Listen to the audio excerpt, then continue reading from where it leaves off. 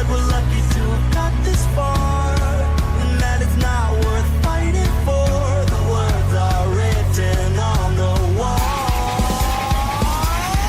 Come on and fight back, no starting over again. We'll take it right back from the ones where again it's time to rise up, even though they left us for dead. This is our last stand. Take a chance now and draw a line in the sand. It's in our hands now, no living with regret. It's time to rise up, even though they left us for dead. This is our last stand.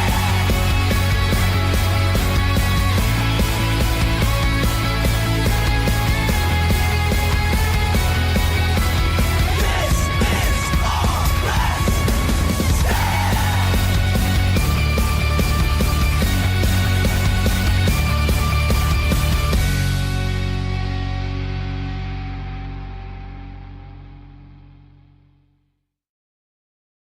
If you smell what the Rock is cooking.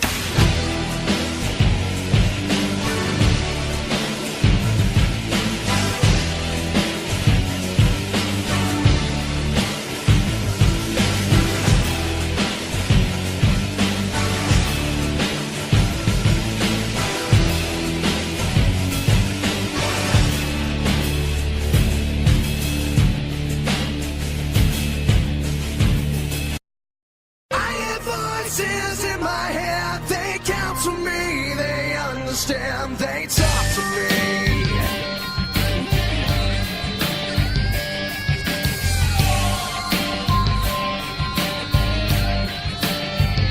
You got your rules and your religion, all designed to keep you safe. But when rules start getting broken, you start questioning your faith. I have a voice that is my savior, hates to love and loves to hate. Hello ladies and gentlemen, welcome back to the WWE Wrestling Talk Show with Lisa Rock Jones and Sean Manton Smith. we are here slightly delayed due to the festive holiday Christmas special and technical difficulties. Yes, we are finally here. So bring to you the final pay-per-view of 2017 reaction of Clash of Champions, the one night supposedly of the year where every championship is on the line on SmackDown.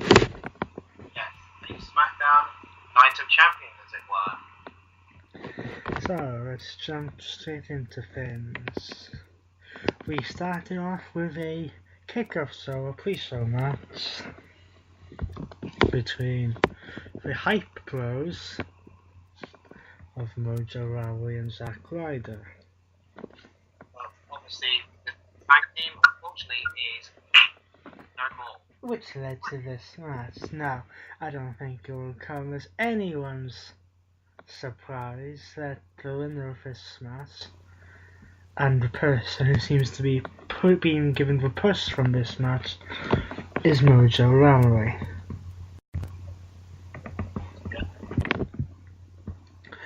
Going on to the main show, we kicked off this match of the show with the United States Championship. Oh, yes. This was a triple threat match between the United States Champion Baron Corbin, the glorious Bobby Roode, and the he doesn't know what to do with himself, Dolph Ziggler. Now, triple threat, actually what we normally expect.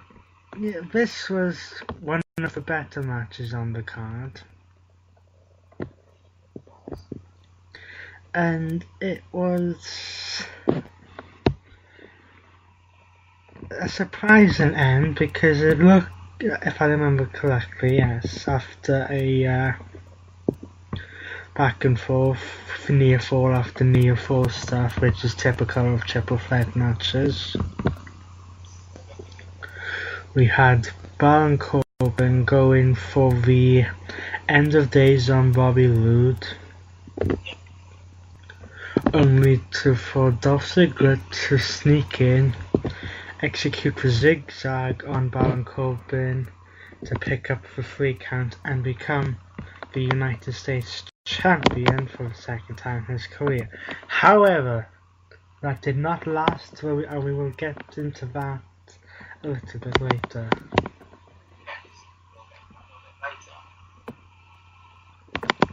Now, then we moved on to another match. If a triple threat match didn't do you, how about the Fatal 4-Way? Yes, this time it was for the SmackDown Tag Team Championships. And this featured the SmackDown Tag Team Champions of the Usos defending against the New Day, who would be represented by Big E and Kofi Kingston, American Alpha 2.0, otherwise known as Chad Gable and Shelton Benjamin, and Rusev and Aiden English. Also known as the world's worst tag team. I wouldn't say that. I can actually see them being champions soon.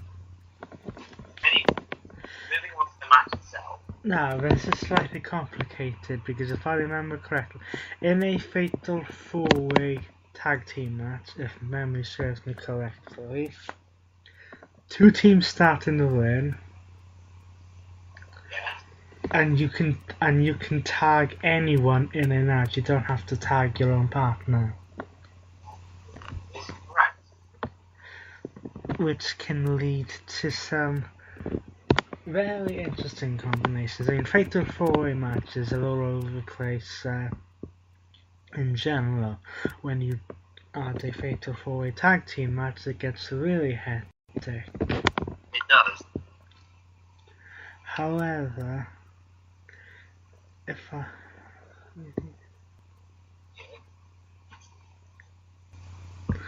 Remember correctly. The match ended, if I remember, with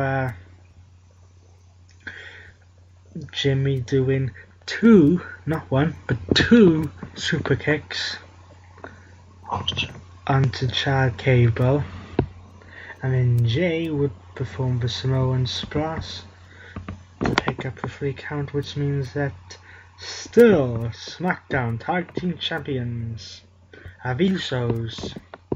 Hey, she's alright. Next, we go back to a match which dates all the way back to the days of the early days, I should say, of NXT. Yes. In a lumberjack SmackDown Women's Championship match between the Queen, Charlotte Flair, and the Queen of Hearts, Natalya. How can there were women lumberjacks around the ring? The lumberjacks were Carmella, Miss Money in the Bank, the Ravishing Russian Lana, the former women's champion Naomi, Riot Squad members of Ruby Riott, Liv Morgan and Sarah Logan, and Tamina Snuka. Now, how can we put this? This I would describe as, I think this is this could have been so much better than it was. If I'd given this match more time, it could have been better than it was, and I'm not 100% convinced it needed the lumberjack element, because that sometimes ruins the match. Because lumberjacks are supposed to keep the action in the ring. However, these lumberjacks hate each other. Yeah, so things got literally out of control.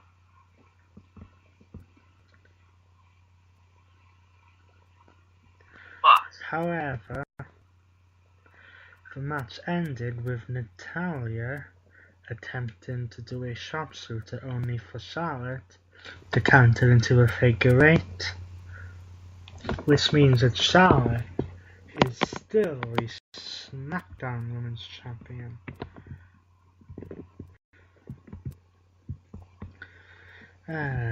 What do I say about the next one? It seems that Natalya got a shoot promo at the back. Yes, it was almost like a heel promo, but she was already a heel. Yes. And then she just walked. And then walked away. So yeah, it was almost like a retirement type thing. But then she comes back like 2 weeks later or the next edition of SmackDown. So she can't really make her mind up, can she? Now the next matchup, I don't even know what to say about it. This was Breezango, otherwise known as the Fashion Police, taking on the Bludgeon Brothers and Hartwell and Rowan. Not Yeah. to say that more. I mean, the Bludgeon Brothers. In what Arthur and Eric Rowan. was essentially a squash match. Yes, After the third match were the Bludgeon Brothers. yes, just a measly 2 minutes of action. Yeah. Next, we got on to the two big matches. This first one was a tag team match between Randy Orton Yes. and the artist known as Shinsuke Nakamura, who would take on Kevin Owens and Sami Zayn, except with the added addition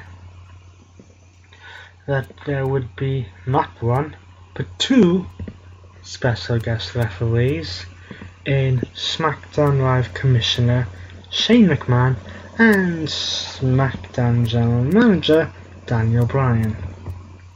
And also the stipulation that if Owens and Zayn lost, they would be fired not just from SmackDown, No. but the entire WWE.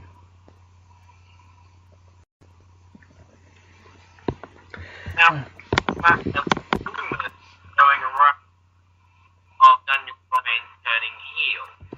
Yes, we all thought that this match would have had heel turn written all over it. But I honestly don't know what to say about this match. It was just a clusterfuck of confusion. Yes. It nearly turned into the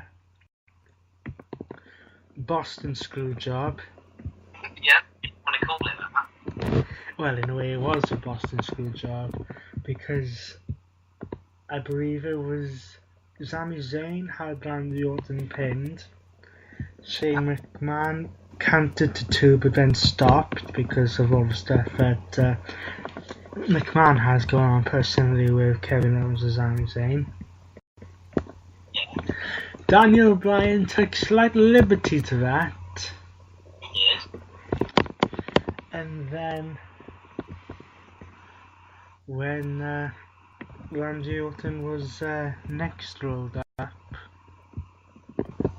Daniel Bryan did a fast count. Yeah, so basically he got screwed out of the match. Which allowed Sami Zayn and Kevin Owens to keep their jobs. But considering what the stipulation was, you had to think that they would win the match somehow. If the stipulation was that they'd be fired from SmackDown, then I could have seen them lose. Yeah. It's like big. It wasn't going to happen, was it? Yeah. Next, we move on to the WWE Championship main event match. Well, what in a minute was. Are you seriously saying what the main event it was? It was the phenomenal AJ Styles defending the WWE Championship against the yesterday Mahal Raja, Jinder Mahal. Or if we knew they should call Jinder, I don't deserve another championship opportunity. AJ Styles defeated Jinder Mahal in Manchester, England. Hey, that's making history. The first time the WWE Championship changed hands outside of North America. Then he went on and had a impressive match with Brock Lesnar at Survivor Series. Yeah. And then we go on to this, which I believe featured, of course, interference from the Shit Brothers. Again, that's what the language. otherwise known as the Sin Brothers. So towards the end of the match, we had AJ Styles do a phenomenal forearm from the ring out to the ring onto one brother. The Styles cross onto another brother. Then it looked. It looked. Then I was worried for a second because then it looked like Styles would lose because when he got back into the ring, he got caught with a collapse. And thankfully kicked out. And then everyone's minds exploded when Styles got Mahal into the calf crusher from Mahal to tap out and AJ Styles to retain the WWE Championship, which hopefully means that this experiment of having Jinder Mahal as WWE Champion is over. Hopefully it is. So that is it for Clash of Champions 2017, and that is it for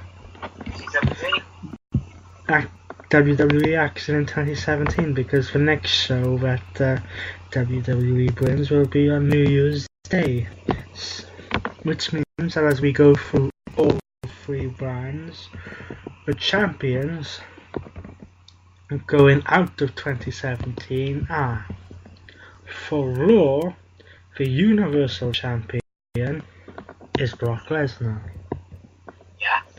The Intercontinental Champion is Roman Reigns. The Tag Team Champions, surprisingly, are Jason Jordan and Seth Rollins. Yes. Are the champion this Monday. And the Raw Women's Champion is Alexa Bliss. Moving over to the next one. To SmackDown, of course, the WWE Champion is AJ Styles, who, incidentally, is the only person to walk out of 2017 the way he came in to 2017, because at the beginning of the year he was the WWE Champion.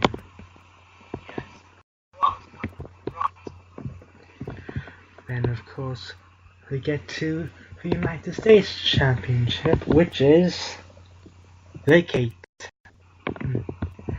Now, you're probably wondering how is the United States Championship vacant when we just said that Dolph Ziggler won the championship as the champions. Let us explain. So, the edition of SmackDown following Clash of Champions Dolph Ziggler comes to the ring, blah, cuts a promo, then basically says that we don't deserve to have him as the United States champion. He lays the title in the ring and walks out. Effectively sealing his departure from WWE. Well, apparently it was just a storyline to keep him off TV for a while, but this past edition of SmackDown, Daniel Bryan came out, said that because of what happened, they were considering the United States Championship vacant, Yeah. and set up an 8-man tournament to crown a new United States champion, which we had the first 2 matches of as well. We had Bobby Roode defeat the former champion Baron Corbin, so the former champion will not be getting his title back, at least at the moment. But then we also had, and this is slightly painful but better than what could have been, we had Jinder Mahal defeat the Perfect 10, Ty Dillinger. Yes. It could be painful, but it could have been a bit better. I would rather see Mahal as United States champion than WWE champion. Mid to higher card is probably where he is at the moment. Yes. Then also coming up, we have in the first round a rematch of Clash of Champions when Zack Ryder faces Mojo Rawley, and Xavier Woods will take on Aiden Inglis. And can we do NXT? Those matches will probably take place on SmackDown, and we will keep you up to date probably when we come at you in about a month as to who the United States champion is, unless of course it isn't decided by then. But then, the SmackDown Tag Team Champions at the end of the year, of course, are the Usos, and the SmackDown Women's Champion at the end of the year is Charlotte Flair. And then with NXT, it's a bit of an interesting one. Yeah. Very. The NXT champion at the end of the year, having won the championship at NXT TakeOver War Games, is Andre Cien Almas. Yes. Drew McIntyre. The NXT Women's Champion at the end of the year, also having won the title at NXT TakeOver War Games, is Ember Moon. Champion. And the NXT Tag Team Champions at the end of the year and are not Sanity, because they were defeated on an episode of NXT recently by the Undisputed Era of Bobby Fish and Kyle O'Reilly. 2/3 of the Undisputed Era with Adam Cole, baby, as their leader. And the question it probably is that I would guarantee Adam Cole will probably be NXT champion soon. But then again, that's not what is scheduled for the next NXT takeover. Anyway, But that's a different. Also, as well, on a side note, considering of wrestling, those of you who watch Defiant Wrestling will see that there's a new champion there who's also known in WWE, but by the name of Austin Aries. yes, so he is quite world champion. Okay, so 2017 is now done in WWE, all eyes now turn to NXT TakeOver Philadelphia and the Royal Rumble, which will begin the road to WrestleMania. But until then, who's been? Reese Rock Jones, and he's been. So, Happy New Year. We will see you in 2018. Bye.